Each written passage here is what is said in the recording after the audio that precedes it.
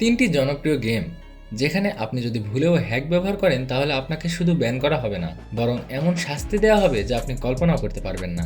Call of duty warzone.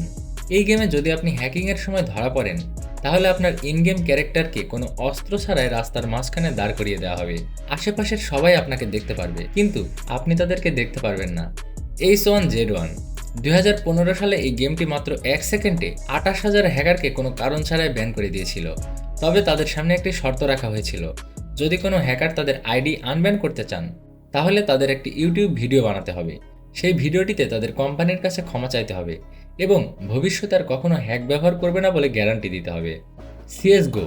CSGO এর tournament পরিচালনা করা ফ্যাসিট কোম্পানি তাদের পলিসিতে উল্লেখ করেছে, যদি কোনো প্লেয়ার সামান্য সন্দেহজনক কার্যকলাপ করে তাহলে ফেসিট কোম্পানির পুরো অধিকার রয়েছে সেই প্লেয়ারের বাড়িতে গিয়ে তাদের পিসি চেক করার। Put your hands behind your back.